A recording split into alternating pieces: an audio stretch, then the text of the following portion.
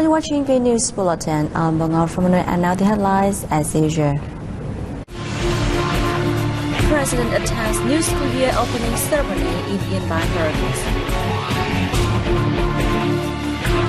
Prime Minister requires efforts towards removal of EC's yellow card by year-end.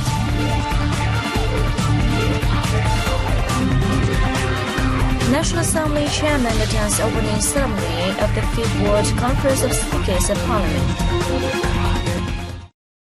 President Wilson Phúc on September 7th had a working visit to the northern mountainous province of Yanbai. We have more in the following report. During his visit, President Phúc attended a ceremony to open the 2021 to 2022 academic year at the ethnic minorities boarding high school in the province. Founded in 1982, the school has to date educated over 4,000 students. In the new school year, it runs 12 classes for 422 students from different ethnic groups. Phúc hailed the provincial authorities for paying attention to education, particularly at ethnic minorities boarding facilities. The percentage of schools meeting national standards in Yanbai reached 60%. Earlier on the same day, President Phúc had a meeting with Provincial Party Committee. Stressing that Yanbai holds many potential, he requested the local authorities develop the province while protecting the environment, as well as pay attention to implement policies for ethnic affairs, promote its human resources, and preserve the local ethnic groups' traditional cultures. Prime Minister Phạm Minh Chính had an online conference on illegal, unreported, and unregulated fishing on September 7th. Addressing the meeting, Prime Minister Chính stressed that Vietnam must put an end to IUU fishing in a bid to have the European Commission yellow card removed by the end of 2021. Eliminating IUU fishing practice is not only for Vietnam's interest, but also for the sake of the protection of the environment and regional and international seafood resources. Chính held the meeting between the government and relevant ministries and sectors, together with coastal localities. The government leader pointed out that after nearly 4 years of implementing the European Commission's recommendations, the work has yet to fully requirements, with many limitations and problems in legal enforcement, while penalties imposed on IUU fishing practices remain light. The Prime Minister assigned tasks to each ministry and sector to fulfill his order, underscoring that relevant forces must take more drastic actions to tackle IUU fishing. National Assembly Chairman Vương Đình Huệ had a number of meetings and activities on September 7th as part of his trip to Austria to attend the 5th World Conference of Speakers of Parliament.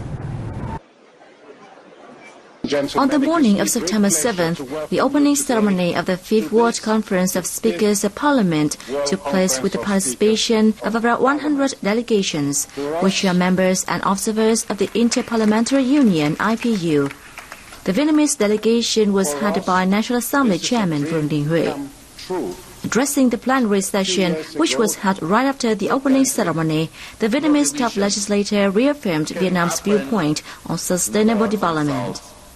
Accordingly, due regard should be paid on people's health and environmental protection rather than economic growth at any cost.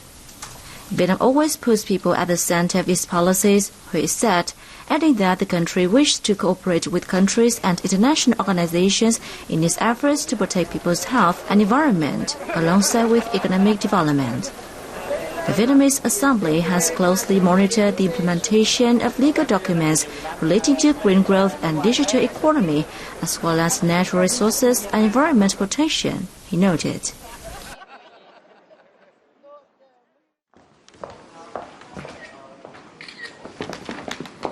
The same day, National Assembly Chairman Vương Đình Huệ met with President of Japan's House of Councillors, Santo Akiko. At the meeting, the two sides noted with pleasure the fruitful development of the Vietnam-Japan extensive strategic partnership in such areas as diplomacy, economy, trade and investment. They shared the view that exchanges through the parliamentary channel have been enhanced, contributing to intensifying political trust, people-to-people exchanges, and coordination between two countries at regional and international forums. The two leaders affirmed Vietnam and Japan will continue to support each other in pandemic containment and post-pandemic recovery, boost collaboration between legislative agencies, and carry forward the role of friendship parliamentarians groups to promote cooperation initiatives.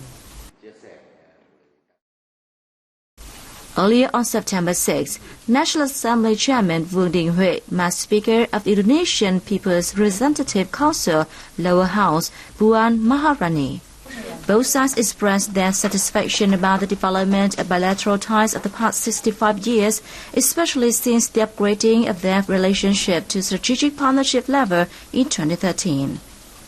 They agreed to further strengthen political trust and maintain high-level exchanges both online and offline.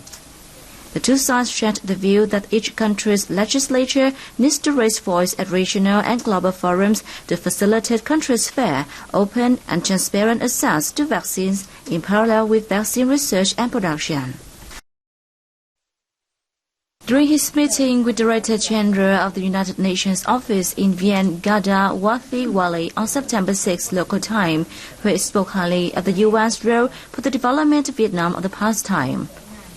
He thanked the UN for its timely and effective support and advice to Vietnam's national building and development cause, as well as the assistance given to the country's efforts in fighting COVID-19 pandemic. For her part, Wally affirmed the UN's commitment to strengthen cooperation with Vietnam, adding that in the coming time, the UN will focus on intensifying cooperation with parliaments, including the Vietnamese National Assembly.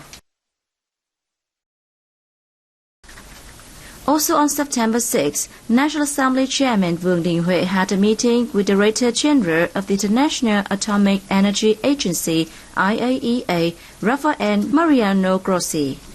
Affirming that Vietnam is an important partner of the IAEA, Grossi said the agency will provide Vietnam with 3 mobile real-time PCR systems and a large number of biological products. For his part, National Assembly Chairman Huệ expressed his gratitude for the support of the IAEA. He suggested the agency share experience and provide technical assistance for Vietnam in promoting economic development, protecting the environment, and combating climate change.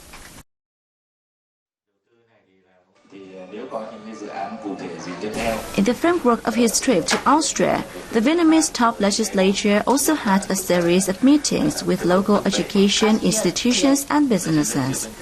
Among others, are IMC University of Applied Sciences CRAMS, We4U Group, Christoph Systems and the Christoph Industries Group, A1 Deutschland AG and Straba. During the meetings, he spoke highly of their ability and potential. He said he hoped they will have a good cooperation with Vietnam in the coming time. On the occasion, We4U Group presented 30,000 N95 medical masks and 10,000 COVID-19 test kits to Vietnam. Head of the Communist Party Vietnam Central Committee's Inspection Commission Trần Cẩm Tú had phone talks with Secretary of the Communist Party of China Central Committee's Commission for Discipline Inspection Zhao Leiqi on September 7th. Tu expressed a wish to continue improving the efficiency of cooperation mechanisms between the two parties, working closely together in fighting the COVID-19 pandemic as well as maintaining a peaceful environment conducive to each side's development. About ties between the two commissions, Tu suggested the Chinese side assist Vietnam in intensive training on inspection and corruption prevention. Zhao, for his part, hailed Vietnam for the results in party inspection, supervision and discipline, the fight against corruption over the past years, and especially efforts in combating COVID-19. The two sides agreed to work closely together and exert greater efforts to carry out agreements reached by leaders of the two parties and states for the long-term benefits of the two countries. Auditor General of the State Audit of Vietnam, Trần Sĩ Thanh, who is President of the Asian Organization of Supreme Audit Institutions, ASSOCI, term 2018-2021, chaired the opening ceremony of the 15th ASSOCI Assembly via video conference on September 7th. In his opening remarks, Thanh said in the context of the COVID-19 pandemic, the association has witnessed solidarity of all regional supreme audit institutions.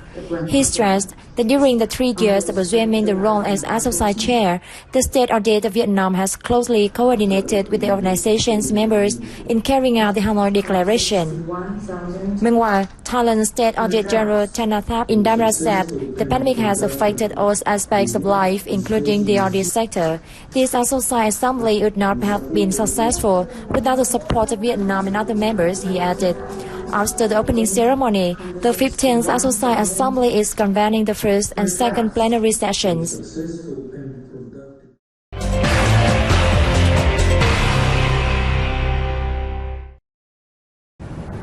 The capital Hanoi had opened more than 1,200 vaccination facilities as of September 6 to ensure all citizens aged 18 and above can receive their first COVID-19 vaccine shot before September 15. Nguyễn Thanh Tùng, a local man in Nhân Chinh Ward, Thanh Xuân District, registered to receive a vaccination more than a month ago. Tung and his family were happy to hear they could be vaccinated on September 6. Đến đây thì cũng không cảm thấy là một cái sự mất thời gian. I did not have to wait too long. Authorities have made meticulous preparations for the vaccination drive. Getting our vaccination in the evening suits the best. On the evening of September 6, around 200 residents from Nhân Chinh Ward were informed about their vaccination schedule. They underwent rapid antigen testing and have strictly followed the Ministry of Health's 5K message. Thanh Xuân is now the largest COVID-19 hotspot in the capital. In a bid to ensure high vaccination coverage, the district has mobilized the private healthcare sector to engage in the drive and has set up vaccination and rapid testing facilities in the evenings and at weekends. Sun Medical is the first private facility to be licensed to provide COVID-19 vaccinations. We hope we can make a contribution to the country's fight against the coronavirus. Around 1,200 vaccination facilities, including more than 800 fixed-size and mobile units, will be opened around the city. These are also places where samples will be taken for testing.